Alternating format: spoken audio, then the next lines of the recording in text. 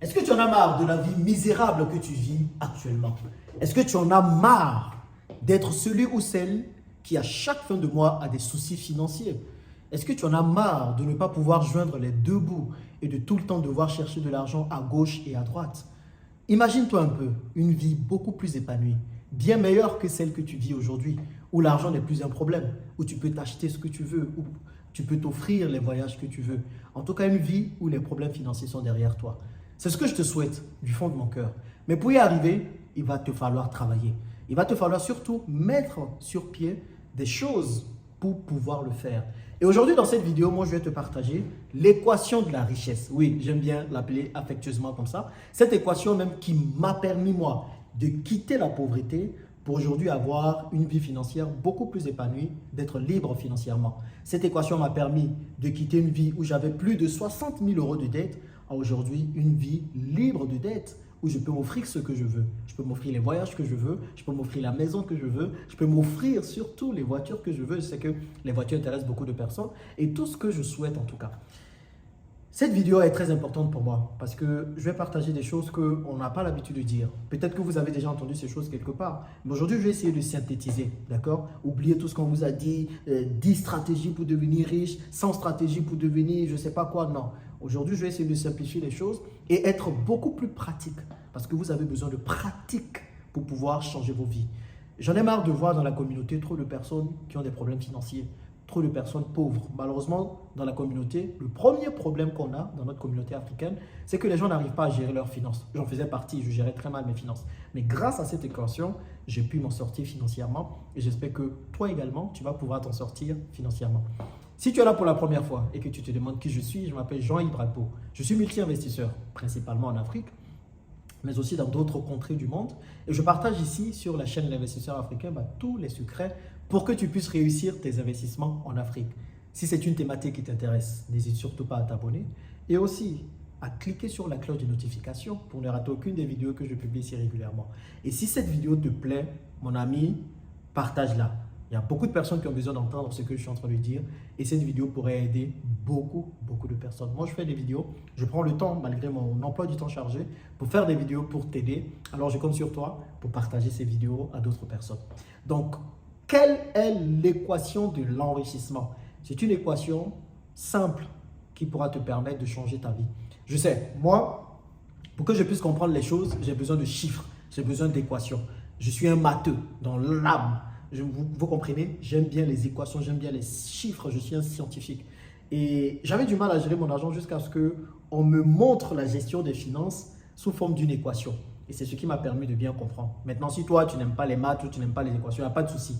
Je vais essayer de simplifier le maximum possible. Parce que je sais qu'il y a beaucoup de personnes là, à l'école, c'était chaud avec les maths. Et si tu détestais les maths, tu vas les aimer aujourd'hui parce que je vais simplifier les choses. Bon, allez, trêve de bavardage. Quelle est l'équation de l'enrichissement qui te permettra de sortir de la pauvreté pour devenir riche? Cette équation est simple et la voici. Pour pouvoir devenir riche, tu as besoin de 4 composantes. Et il faut faire en sorte que tes revenus moins tes dépenses soient égales à ton épargne plus tes investissements. Je répète, prends un stylo, prends un bloc-notes et note tout ce que je vais dire. Pour t'enrichir, il faut suivre cette équation attentivement. Il faut que tes revenus moins tes dépenses soient égales à ton épargne plus tes investissements. Qu'est-ce que ça veut dire concrètement? Et c'est là que la vidéo devient très intéressante.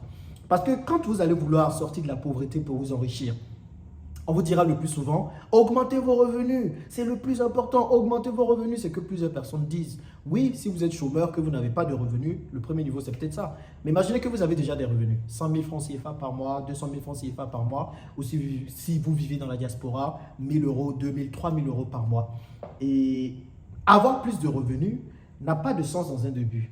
La première chose sur laquelle il faut commencer à travailler, ce sont vos dépenses. Et c'est de ça que nous allons parler d'abord. Apprenez à gérer vos dépenses. Parce que comme on le dit généralement, ce n'est pas ce qui entre dans votre poche qui vous enrichit, c'est ce qui reste dans votre poche qui vous enrichit.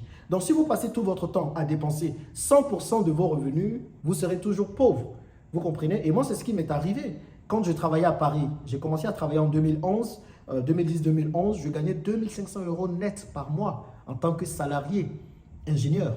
Eh bien, je peux vous dire que de 2011 jusqu'à 2015, j'ai pu augmenter mes revenus. J'ai pu avoir jusqu'à 3 500 euros net par mois. Mais j'étais encore plus pauvre parce que je n'arrivais pas à gérer mes dépenses. Donc, savoir gérer vos dépenses est la première étape vers l'enrichissement. Vous comprenez? Et comment savoir bien gérer ses dépenses? Une règle simple. Arrangez-vous à ce que vos dépenses ne dépassent pas 90% de vos revenus. Vous avez 1 000 euros par mois, il ne faut absolument pas que toutes vos dépenses confondues, que ce soit la maison, les sorties, les habillements, les chaussures, tout ce que vous voulez, il ne faut pas que cela dépasse plus de 900 euros. Et ça, c'est vraiment le basique. Si vous pouvez faire en sorte même que vos dépenses ne dépassent pas 75% de vos revenus, je vous dis bravo. C'est là une clé très importante pour vous enrichir. Donc, faites un bilan. Prenez vos dépenses et ça, faites-le. Si vous avez des cartes bancaires, si vous avez des comptes bancaires, regardez vos 3 bank statements. Je ne sais pas comment on dit bank statement en français. C'est quoi, relevé bancaire? Voilà. Regardez vos 3 derniers relevés bancaires et scrutez chacune de vos dépenses. Un des gros soucis que les gens ont, c'est qu'ils ne savent même pas où part l'argent, comment ils dépensent. Et puis, supprimez tout ce qui est inutile. Il y a plein de personnes là qui se retrouvent dans les maquis tout le temps à boire des bières, alors que ce sont des personnes qui ont du mal à gérer leur argent. Vous avez du mal aujourd'hui à gérer votre argent. Qu'est-ce que vous foutez dans les maquis à boire? Vous arrêtez tout de suite les maquis, les bières, les sorties et tout, et vous apprenez à mieux gérer votre argent. Ça, c'est la première étape. Donc, arrangez-vous, faites tout ce que vous voulez. Supprimez les vêtements, supprimez les sorties, supprimez les chaussures, supprimez les dépenses farfelues. En tout cas, vous savez les dépenses que vous faites afin de pouvoir vous assurer que vos dépenses ne représentent pas plus de 90% de vos revenus. C'est très important. Et si vous pouvez même mieux faire, jusqu'à 75% de vos revenus. Une fois que vous maîtrisez vos dépenses, maintenant vous pouvez passer à la deuxième étape qui vous permettra de vous enrichir, c'est l'épargne. On ne le dit pas assez, mais l'épargne est la première étape vers l'enrichissement. J'ai parlé de dépenses, certes, mais si vous arrivez déjà à mettre de l'argent de côté, c'est que vous avez déjà bien compris. L'épargne vous discipline, vous comprenez? L'épargne vous oblige à faire toujours quelque chose qui est bien pour vous. Et aujourd'hui, pourquoi épargner? Parce que moi, je ne comprenais pas pourquoi il fallait épargner quand j'étais encore quelqu'un qui dépensait son argent. Ma femme faisait tout, elle mettait de l'argent de côté et tout. Et moi, je me disais que l'épargne, c'était pour dépenser. Donc, elle épargnait, je venais, je prenais l'argent et je dépensais. J'achetais des chaussures, je voyageais, j'achetais des vêtements. J'étais un gros dépensier dans les vêtements parce que je ne comprenais pas du tout c'était quoi l'objectif de l'épargne. L'épargne a 3 objectifs. Et notez ces objectifs. Le premier, l'épargne vous permet d'avoir un coussin de sécurité, un matelas de sécurité. C'est quoi le matelas de sécurité? Imaginez aujourd'hui, vous avez un bon emploi. Vous gagnez 1 500 euros, 2 000 euros, 3 000 euros par mois. Et que vous avez un problème, un accident. Vous sortez là comme ça tout de suite et vous avez un accident de la circulation. Où vous ne pouvez plus faire usage de vos mains, de vos doigts, de vos bras, de vos pieds. Je ne vous souhaite pas ça, mais c'est quelque chose qui peut arriver. On ne sait pas de quoi le lendemain est fait. Est-ce que vous avez de l'argent de côté pour pouvoir faire face à vos dépenses sur une certaine période? Ouais, c'est à toi que je pose ces questions. Est-ce que tu as de l'argent de côté? Si tu n'as pas ça, tu es en danger. Et c'est maintenant qu'il faut commencer à te constituer une épargne de sécurité. Et une épargne de sécurité doit représenter au minimum 3 mois de tes dépenses mensuelles.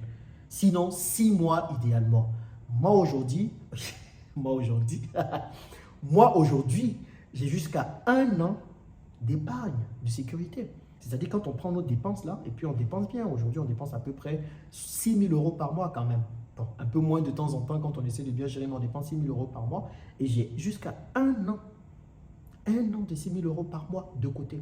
Si j'ai un problème, si il se passe quoi que ce soit, au moins on peut vivre pendant 1 an. Et encore, on peut même vivre pendant 2 ans si on diminue nos dépenses. Vous comprenez? Donc ça, c'est très important. Premier objectif de l'épargne, vous mettre à l'abri. Deuxième objectif de l'épargne, c'est de vous permettre de pouvoir faire des achats qui demandent beaucoup d'argent. Imaginez un peu que vous voulez acheter une maison, que vous voulez acheter une voiture, au lieu de l'acheter à crédit et que vous voulez acheter cash, eh bien vous pouvez mettre de l'argent de côté jusqu'à ce que vous puissiez l'acheter, que vous voulez faire un voyage ou quelque chose. Ça, c'est le deuxième objectif de l'épargne. Et le troisième objectif de l'épargne qui est très important, c'est tout simplement de pouvoir vous permettre d'investir. On épargne avant d'investir. Beaucoup de personnes en Afrique parlent de problèmes pour investir, de problèmes de financement, parce que ces personnes n'apprennent pas à épargner. Vous n'allez pas commencer à investir avec l'argent des gens. Vous n'allez pas aller voir la banque pour vous permettre de pour demander à la banque de vous donner l'argent pour investir. Vous n'allez pas aller voir vos frères, vos soeurs, vos oncles, chacun a ses problèmes. Donc, vous êtes obligé d'épargner pour pouvoir commencer à investir. Une fois que vous gérez l'épargne, en tout cas, vous avez compris, le but, c'est de pouvoir mettre au minimum 10% de vos revenus en épargne. Minimum 10% par mois. Tu gagnes 1000 euros, il faut au minimum que par mois, tu puisses mettre 100 euros de côté. 2000 euros, 200 euros de côté, simple. Ok, ça c'est l'objectif. Si tu peux mettre plus, bravo à toi, parce que c'est ça qui va te permettre de t'enrichir. La troisième composante de l'équation, ce sont les investissements. En réalité, l'épargne ne te rendra jamais riche. Tu peux épargner autant que tu veux, tu ne seras jamais riche tant que ton argent dort à la banque. Tout simplement parce qu'il y a ce qu'on appelle l'inflation.